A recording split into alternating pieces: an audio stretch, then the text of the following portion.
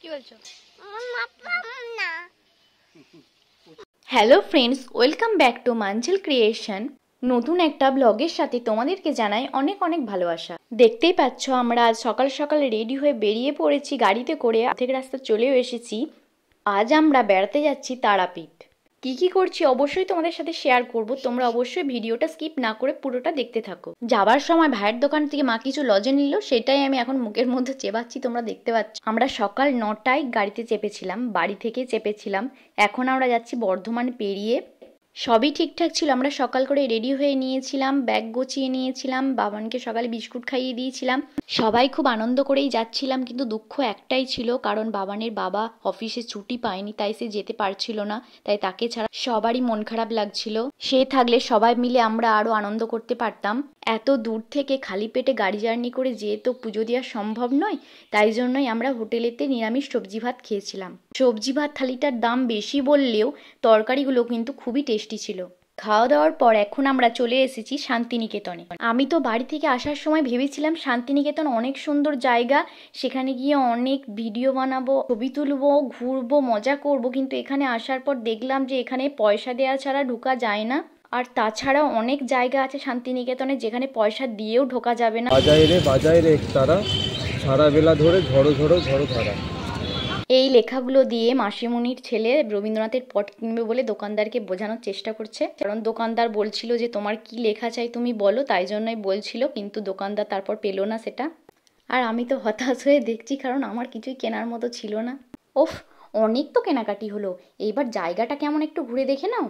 আমি কিন্তু বলতে পারবো না তোমাদের কোন জায়গাটা কি, কারণ আসার পর গাড়ি থেকে নেমে জানতে পারলাম যে এখানে আলাদা করে টোটো নিতে হয়।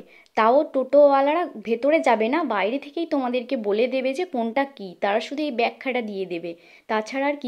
ব্যাখ্যা শোনার জন্য আমরা আর আলাদা করে টোটো নিইনি, আমরাও চোখ দিয়ে ভালো করে মন ভরে শান্তি করে জায়গাটা দেখে নিয়েছিলাম। তোমরাও কিন্তু সেটাই করো। এই জায়গাটা হলো ছাতিমতলা, কারণ এখানে লেখা আছে দেখতে পাচ্ছি, বাকিটা তোমরা বই দেখে পড়ে নিও। জায়গাটা বেশ সাজানো গোছানো, কিন্তু দেখে মন ভরলো না, কারণ ভেতরে তো ঢুকতে পারলাম না। বাঁদিকে রাস্তার ওপারে ওইখানটায় টিকিট কেটে যারা ভেতরে ঢুকছে তারা যাচ্ছে। যারা স্টুডেন্ট তাদের জন্য নিচ্ছে 10 টাকা, কিন্তু যারা পাবলিক তাদের জন্য নিচ্ছে 100 টাকা। তাই আমরা আর ঢুকলাম না। মাত্র 100 টাকা টিকিট কেটে তুমি কিন্তু পুরো শান্তিনিকেতন ঘুরে দেখতে পারবে না, নির্দিষ্ট কিছুটা জায়গা তুমি ঘুরে দেখতে পারবে। বাকি জায়গা দেখার জন্য ওই টোটো ভাড়া করে চারদিক দিয়ে রাউন্ডের মতো ঘুরতে পারবে আর ব্যাখ্যা শুনবে টোটোওয়ালার কাছ থেকে, তাছাড়া আর কিছুই না। ইচ্ছা ছিল পুরোটাই ভালো করে ঘুরে দেখার, যেহেতু সেটা হলো না, তাই অল্প কিছু কেনাকাটা করে বেরিয়ে পড়লাম তারাপীঠের উদ্দেশ্যে। ও, এই তো এখান থেকে কিনতে পারি। তারাপীঠে পৌঁছেই হোটেল নিয়ে রুমের মধ্যে কিছুক্ষণ রেস্ট নিয়ে তারপর চেঞ্জ করে বেরিয়ে পড়লাম পুজো দেওয়ার উদ্দেশ্যে। ওই যে ওইটা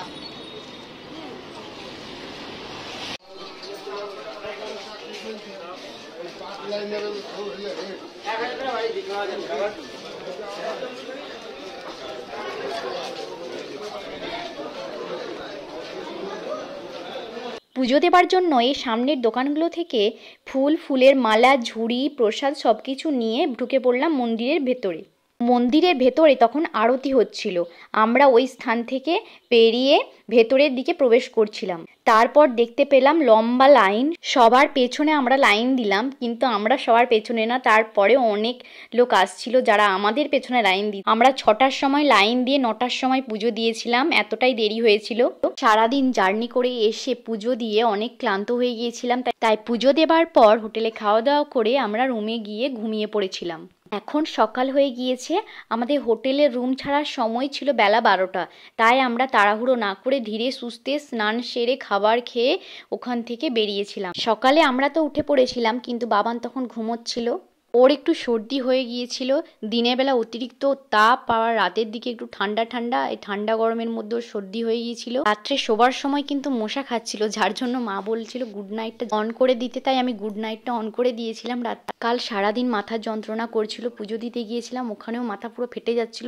রাত্রে একটু ঘুমটা হতে সকালে উঠে মাথাটা একটু হালকা লাগছে। গিজার ছিল, কিন্তু তখন হোটেলের অফিস থেকে গিজারটা বন্ধ করা ছিল, তাই আমি ঠান্ডা জলে সবার আগে স্নান করে নিয়েছিলাম। তারপর অফিস থেকে গিজারটা অন করে সবাই গরম জলে স্নান করেছিল, আমাকে ঠান্ডা জলে করতে হয়েছে।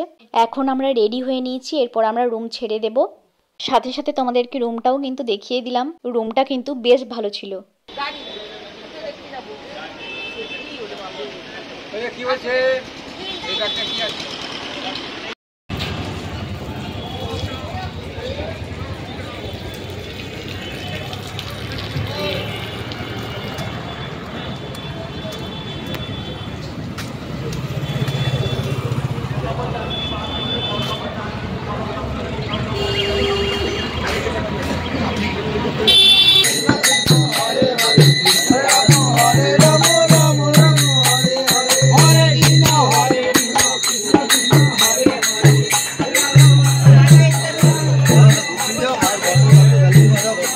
এখন আমরা চলে এসেছি শ্মশানের কাছে। এখানে কিন্তু জুতো পরে ওঠা নিষিদ্ধ।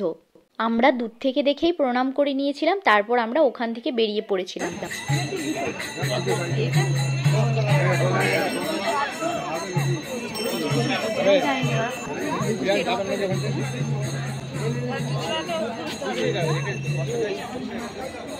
ওইখান থেকে বেরিয়ে যে যার মতো আমরা পছন্দের জিনিস কিনে তারপর গাড়িতে উঠে পড়েছিলাম। তারপর আমরা চলে এসেছি সাধক বামাখ্যাপার বাড়ি। যেহেতু এখানে লেখা ছিল যে ফটো তোলা নিষিদ্ধ, তাই আমি ক্যামেরাটা দূর থেকে অন করেছিলাম, সামনের দিকে গিয়ে আমি ক্যামেরাটা অফ করে দিই। এরপর আমরা রওনা দিয়েছিলাম ম্যাসেঞ্জারের দিকে। ওখানটা যেহেতু ঝাড়খণ্ড রাজ্য পড়ছে, রাস্তাটা খুবই সুন্দর দেখতে ছিল, মাঝে মাঝে নেমে যাচ্ছে আর মাঝে মাঝে উঁচুর দিকে উঠছে, খুবই সুন্দর লাগছিল। তারপর আমরা পাহাড় দেখতে পেয়েছিলাম। একটা রাস্তা জুড়ে দুপাশারি খেজুর গাছ ছিল, সেই ভিডিওটা আমি তোমাদের সাথে শেয়ার করতে পারছি না, ফোনে আমার চার্জ ছিল না, ফোন সুইচ অফ হয়ে গিয়েছিল, তাই আমি কিছুই তুলতে পারিনি। আমরা দূর থেকেই পাহাড়টা বুঝতে পারছিলাম, কিন্তু যত সামনের দিকে যাচ্ছিলাম পাহাড়টা তত ভালোভাবে দেখা যাচ্ছিল, আর সেটাই আমরা তুলছিলাম। এখন আমরা পৌঁছে গেছি ম্যাসেঞ্জারে।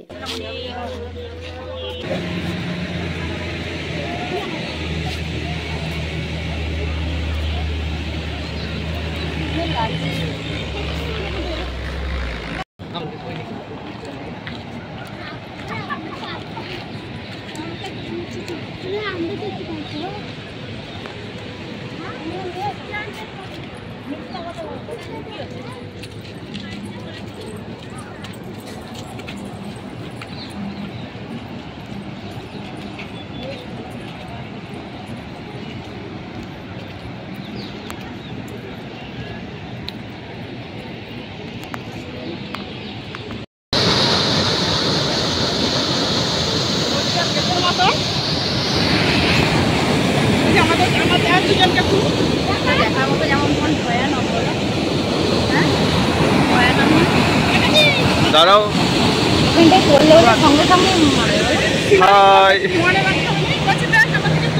দাঁড়াও না।